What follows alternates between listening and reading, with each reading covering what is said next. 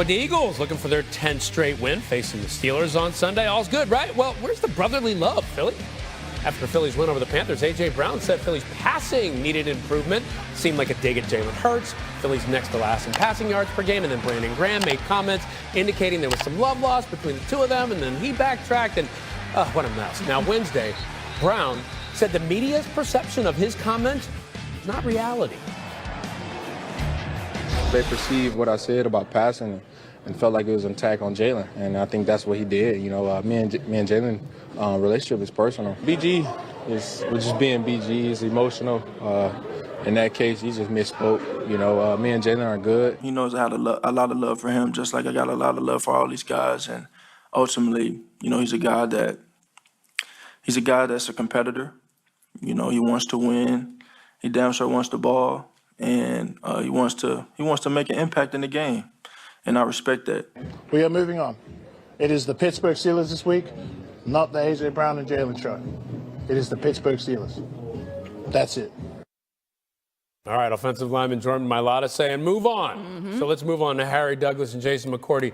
Jason, I got to tell you, the words sound right, but something doesn't seem right here. You get the sense the issues are squashed between Hurts and Brown?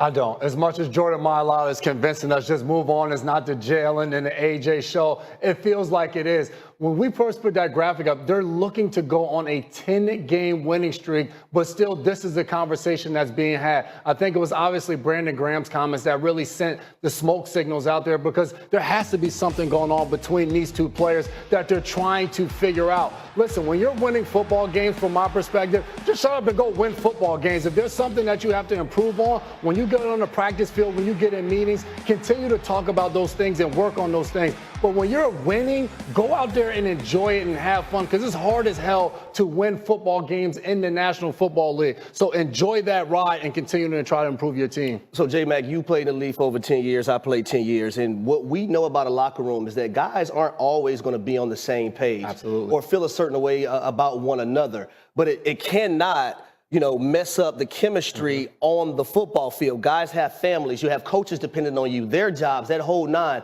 And I think when it comes to the Philadelphia Eagles, although they have this speed bump right now that everyone is talking about, you can't allow this to derail the mission that you're on. And I think in Philadelphia, making a Super Bowl 2 years ago, it's Super Bowl or bust. Yeah. Those are the dreams and aspirations that they have. So you cannot allow what's going on in the media right now, self-enduring though, derail your football team and what you want to do. I also do feel like this, J-Mac. Some things are just meant to keep in-house and handle behind closed doors. And I think that's one of the things that Philadelphia has to understand moving forward. So now in the media, we aren't talking about Jalen Hurts and A.J. Brown and their relationship and the potential of it derailing their season. Yeah. We can't move on and not address Harry holding a basketball while we're talking about football. Oh, she never asked. I mean, He think he getting drafted. I mean, Harry, I know the Atlanta Hawks beat the Knicks last night. Is that why you're walking around with the basketball? You about to do a three-pointer? Like, what's going on? So, Amina, I'm glad you brought this up, because, see, God might not come when you want him to be there, but he can always be on time. And, see, last night was on time. When my Hawks went into Madison Square Garden, and Trae Young, Wheeling and Dillon, and you got Jalen Johnson, and you got DeAndre Hunter coming off the bench. Oh, let's go Hawks. There was a saying, people said, go New York, go New York, go. And I think today it goes like this. No New York, no New York, no. I feel like me and Harry, we got smoke. Next time you're here in Bristol, look, me and you might have to go toe-to-toe. So let's go back to some football, though. Jalen Hurts, his passing has been a topic of discussion, throwing for under 200 yards the last 3 games. Harry, if the Eagles don't win the Super Bowl, will Jalen Hurts' passing be the reason why? I think it's one of two things. Number one, it could be Nick Sirianni and game situational football that could derail the Philadelphia Eagles.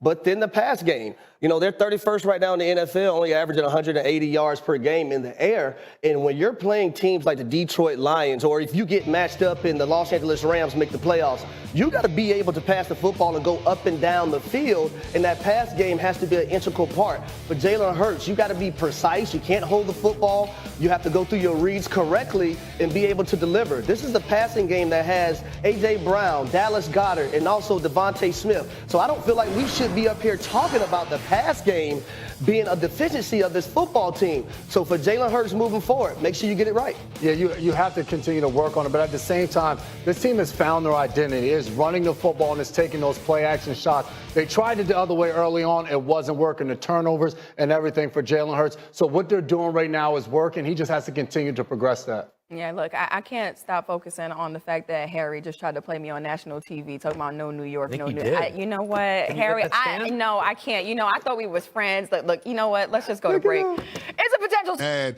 going back to last year was what was framing A.J. Brown's criticism of the offense and the passing attack in particular, which is pointing a direct finger at the quarterback. So I understand what they're trying to say, and I understand what A.J. Brown is trying to get at in terms of the team improving and fixing the things that are correctable before they come back to bite you like they did a couple of years ago in the Super Bowl and like they did in the second half of 2023. I get all of that, but it's a matter of how you deliver the message, and it came off as if he was being overly critical of Jalen Hurts after the team won a football game in which they only had 21 pass attempts.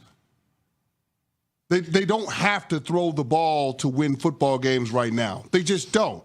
They have an identity. I would much rather prefer A.J. Brown kept that in-house, but he made the decision not to, and now this has created a bunch of distractions that everybody in the locker room is going to have to answer for. And that's probably the shame of it all, is that this is something that everybody in that Eagles locker room is going to have to deal with until they answer the question affirmatively that this distraction is not going to get in the way of what this team can accomplish. Let's just timeline this for a second. A.J. Brown says passing on Sunday, okay, in response to the question. Monday, we talk about it. Monday night, Brandon Graham says what he says on WIP in Philly about their relationship. Tuesday, we talk about it. Tuesday, Nick Sirianni comments on it. Wednesday, we talk about it. Wednesday, A.J. Brown and Jalen Hurts talk about it. Thursday, we talk about it. We are now into Thursday. They're just a couple of days away from a massive game against the Pittsburgh Steelers. And yet, our resident Eagles fan, Pat Costello, still wants to tell us this is nothing. How can this be nothing? We've literally talked about this, rightfully so in my mind. CeCe, I think you agree. Every day, Pat. And you still want to argue this is nothing? Yeah. Well, you believe what these two guys just said about each other. Evan, the first day we talked about this, I was like, well, what if they come out and apologize? And you were like, oh, man, I would, respect that if they did that. And now they're That's not an apology. Not apologize. If they come out and say, like, no, this is actually nothing. And you were like, oh, I'd respect if they did that. Now today you're sitting here like, nope, don't believe them. Can't be true. So, like, no, but what do you want from them? When we talked about it on Monday. If they say it, they're bad. If they don't say anything, they're bad. No, but Pat, when we talked about this on Monday. Either way, you were going to rip them. So I don't know what you want. That's not true, because when we talked about this on Monday, I think when you're playing that out, it was something along the lines of, yeah, we've had our issues. We're getting better. Like, it was some level of transparency. There's no transparency. It's like, oh, what are you guys talking about?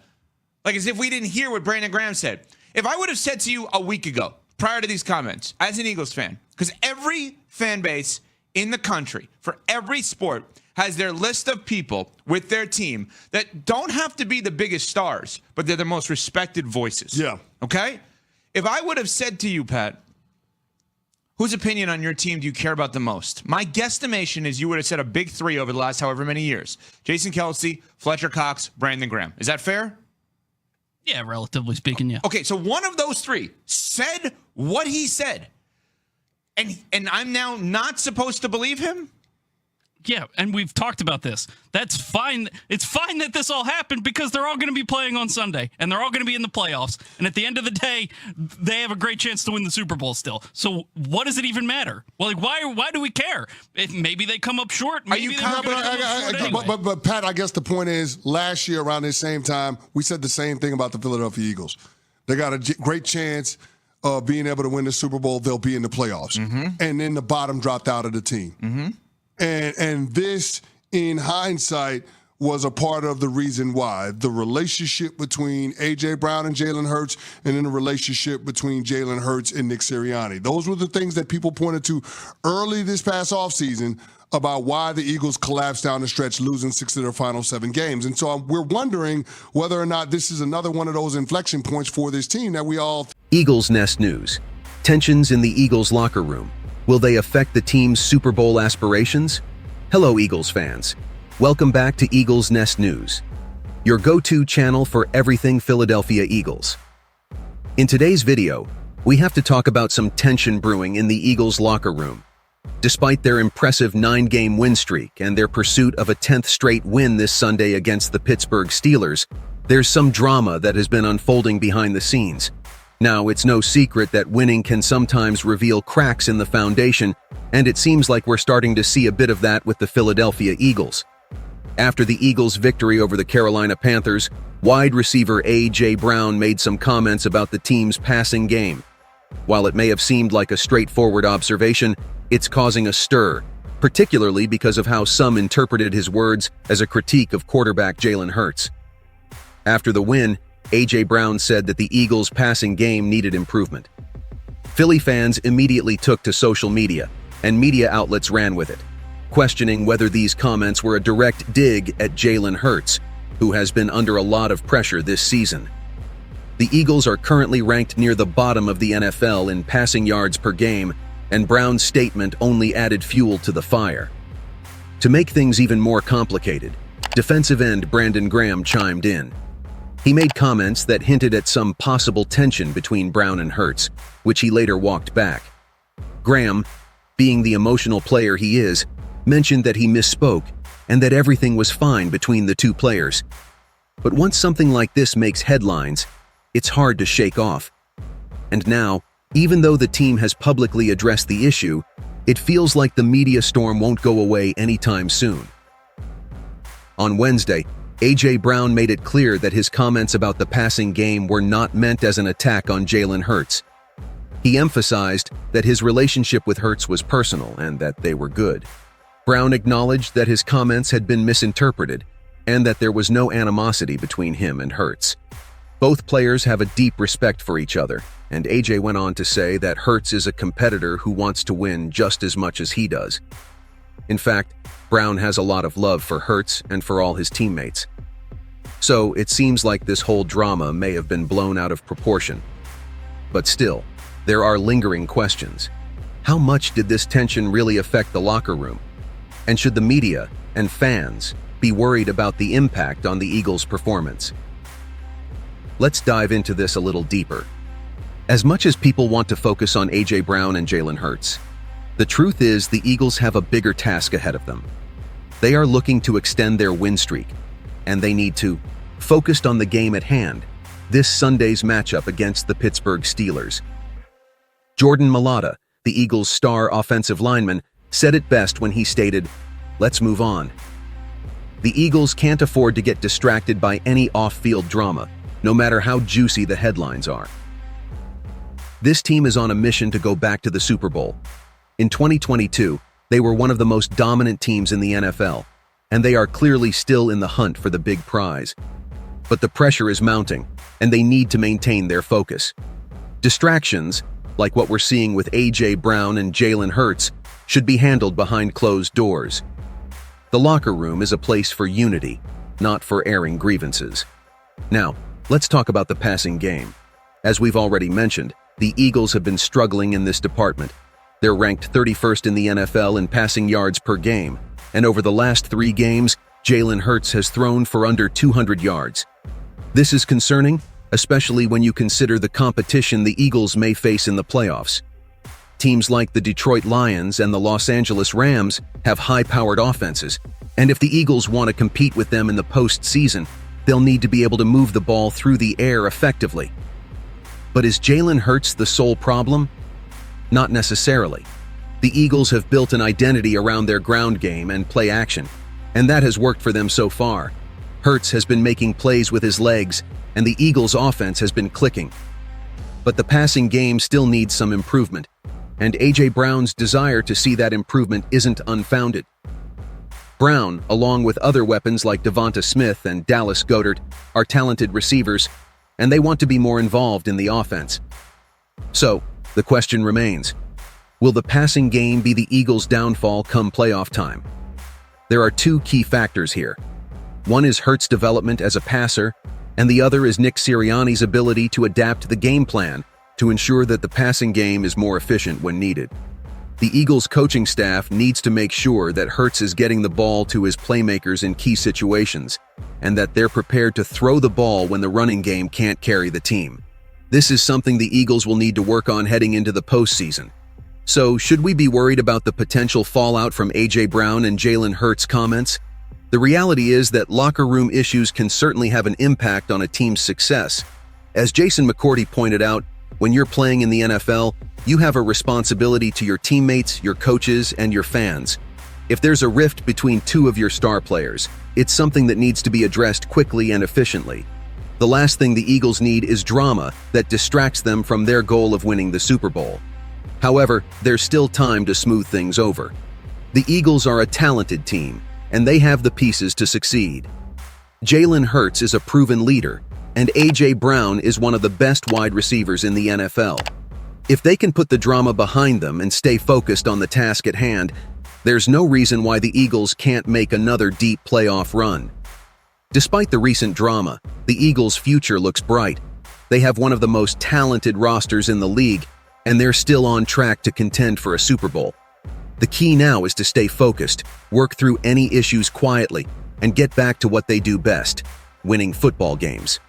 The passing game may need some tweaking, but with Hurts and his talented receiving core, there's plenty of reason to believe they'll get it right.